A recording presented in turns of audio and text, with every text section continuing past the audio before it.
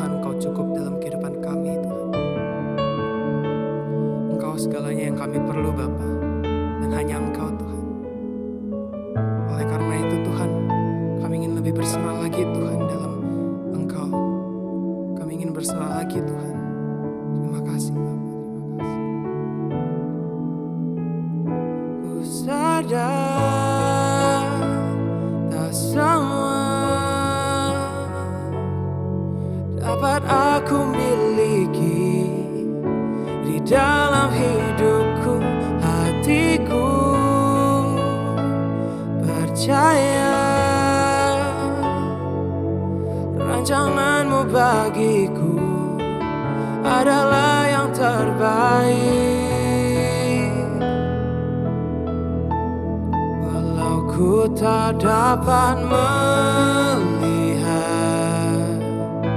semua rencanamu Tuhan, namun hatiku tetap memandang padamu. Kau tuntun langkahku, walau ku tak dapat berharap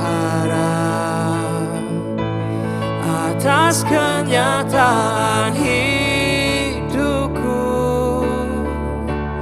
namun hatiku tetap memandang padamu. Kau ada untukku.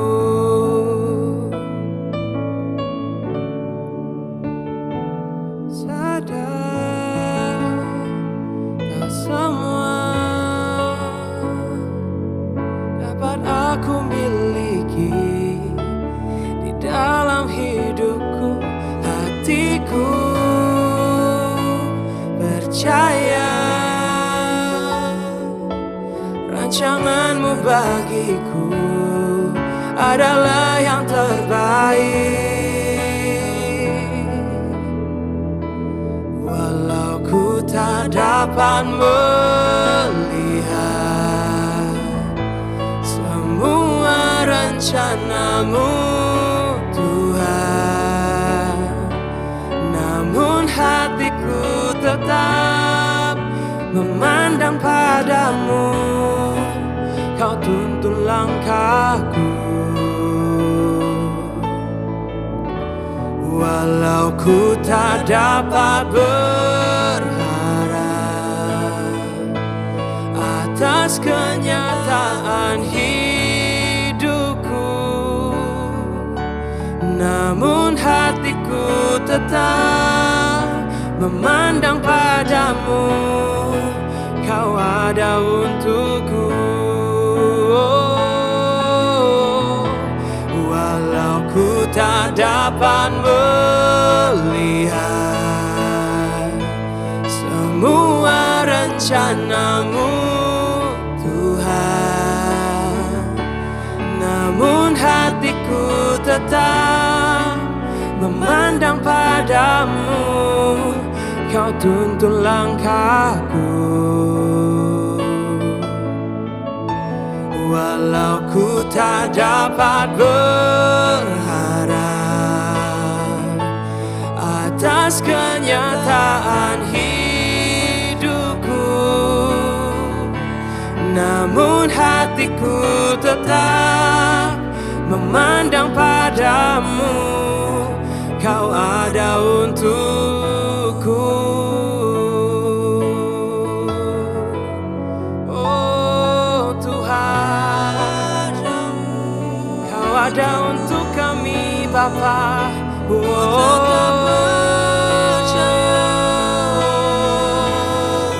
Terima kasih Tuhan.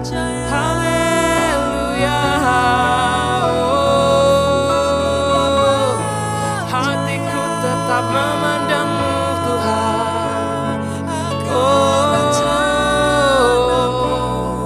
Haleluya.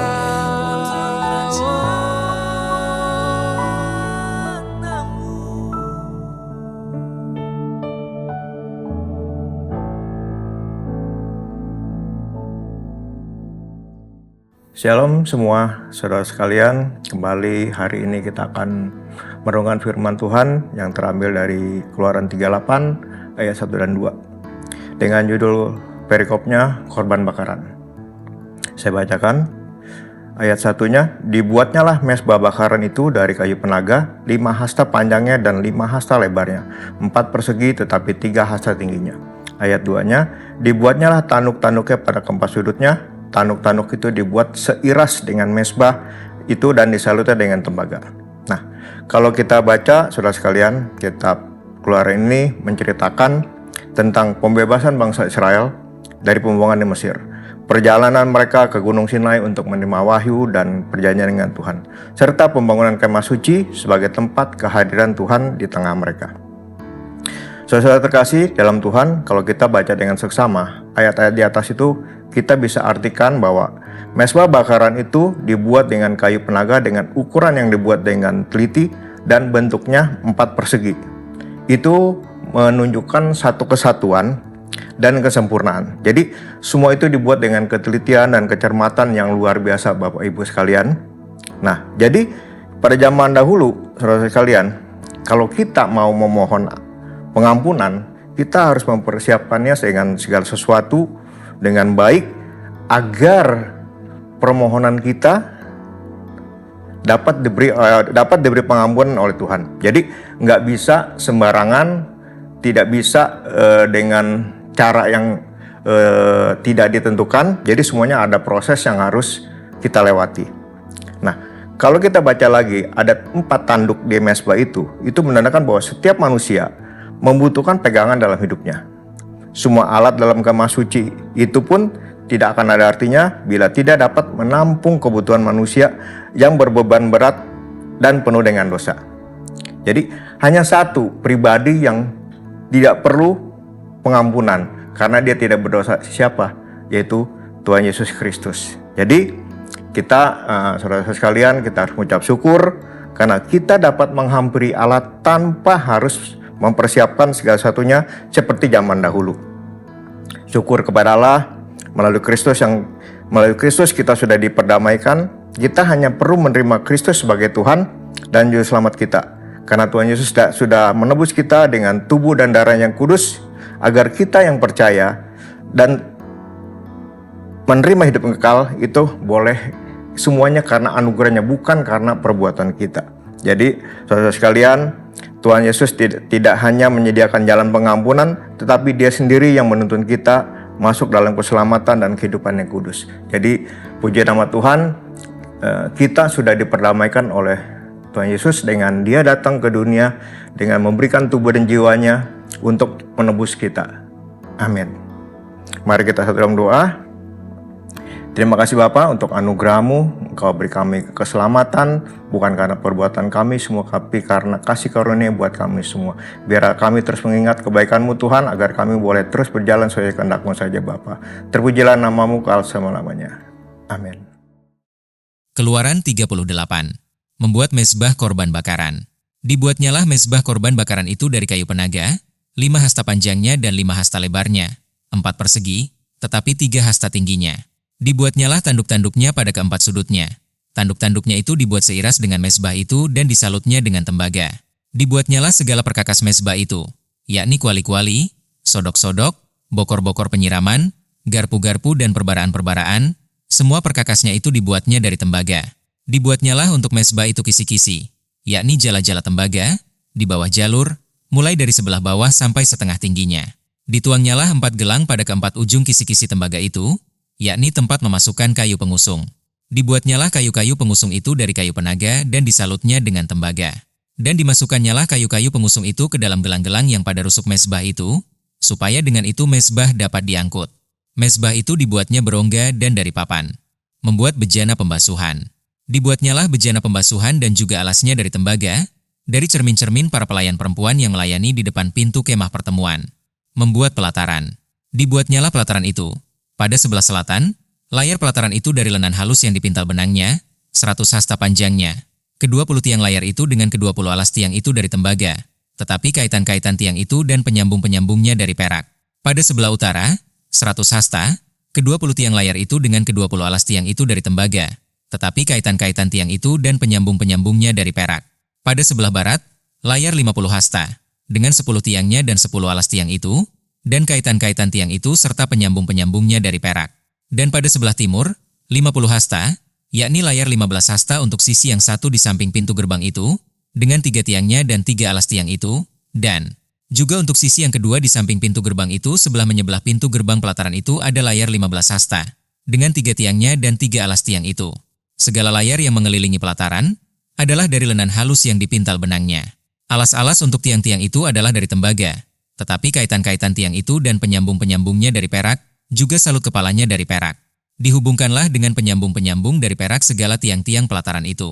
Tirai pintu gerbang pelataran itu tenunan yang berwarna-warna dari kain ungu tua, kain ungu muda, kain kirmizi dan dari lenan halus yang dipintal benangnya, 20 hasta panjangnya, tetapi tingginya yang juga lebar kain itu adalah 5 hasta, sama dengan tinggi layar pelataran itu. Keempat tiangnya dan keempat alas tiang itu dari tembaga, tetapi kaitan-kaitannya dari perak, dan juga salut kepalanya, serta penyambung-penyambungnya dari perak. Segala patok untuk kemah suci dan untuk pelataran itu, sekelilingnya, adalah dari tembaga. Biaya untuk mendirikan kemah suci.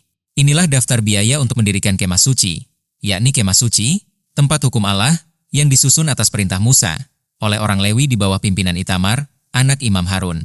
Bezalel bin Uri bin Hur, dari suku Yehuda, membuat segala yang diperintahkan Tuhan kepada Musa, dan bersama-sama dengan dia turut Aholiab, anak Ahisamah, dari suku Dan, seorang tukang dan ahli, seorang yang membuat tenunan yang berwarna-warna dari kain ungu tua, dari kain ungu muda, dari kain kirmizi dan dari lenan halus. Segala emas yang dipakai untuk segala pekerjaan mendirikan tempat kudus itu, yakni emas dari persembahan unjukan, ada 29 talenta dan 730 shikal, ditimbang menurut shikal kudus. Perak persembahan mereka yang didaftarkan dari antara jemaah itu ada 100 talenta, dan 1775 shikal, ditimbang menurut shikal kudus. Sebeka seorang, yaitu setengah shikal, ditimbang menurut shikal kudus, untuk setiap orang yang termasuk orang-orang yang terdaftar, yang berumur 20 tahun ke atas. Sejumlah 603.550 orang.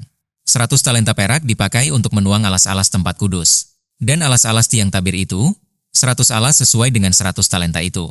Jadi 1 talenta untuk 1 alas. Dari yang 1775 shikal itu.